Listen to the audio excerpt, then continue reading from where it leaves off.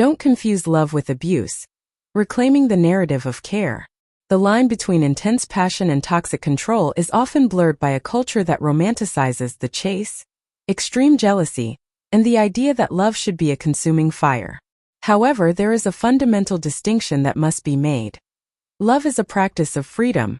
Abuse is a practice of possession.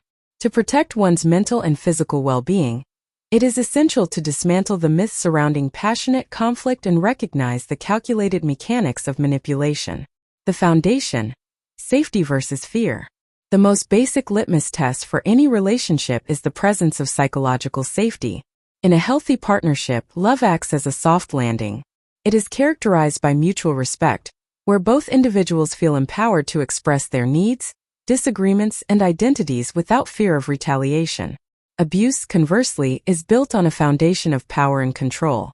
It is not a loss of temper or a misunderstanding. It is a systemic pattern of behavior used to maintain dominance. When one partner must monitor their tone, hide their achievements, or manage the other person's moods to maintain peace, the relationship has shifted from a partnership to a power struggle. The architecture of manipulation. While physical abuse is visible, emotional and psychological manipulation is often architectural. It builds a prison around the victim one brick at a time. Recognizing these tactics is the first step toward deconstructing them. 1.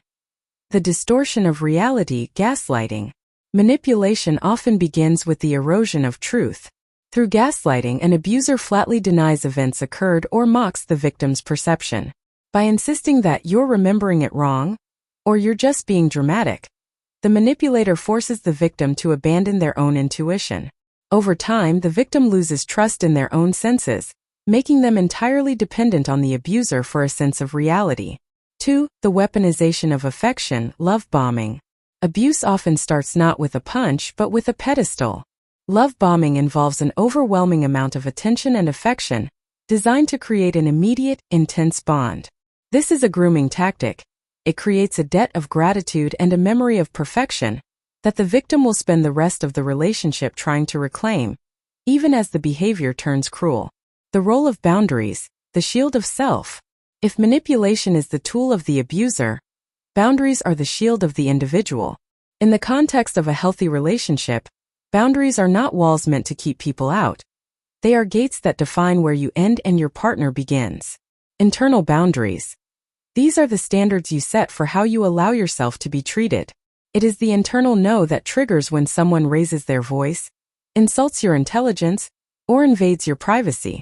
External boundaries. These are the communicated consequences of a crossed line.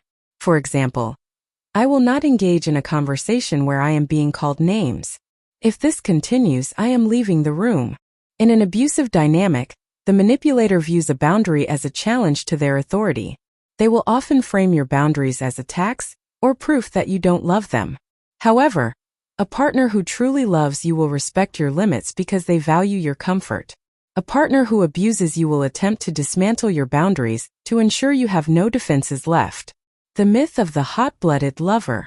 Society frequently excuses controlling behavior as a byproduct of caring too much. We see this in tropes of the jealous boyfriend or the protective partner who demands passwords and location tracking. We must be clear.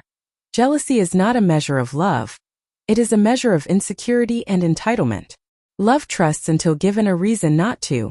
Abuse suspects as a means of monitoring. Healthy love encourages you to be your best self out in the world. Abuse demands you stay small so you never leave. The path to clarity. The confusion between love and abuse thrives in the gray areas, the apologies, the temporary changes, and the honeymoon phases that follow an outburst.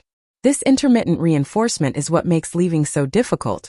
The brain becomes addicted to the rare moments of kindness, treating them as the real version of the partner while dismissing the abuse as an anomaly.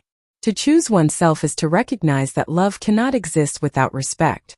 If a relationship requires you to sacrifice your peace of mind, your social circle, or your sense of truth, it is not a grand romance. It is a cost too high to pay. Recognizing manipulation and enforcing boundaries is not just about spotting a bad person. It is about valuing your own life enough to demand a love that breathes, rather than a love that chokes. If you like this video, consider subscribing to Libido channel for more information on many other topics you might find interesting.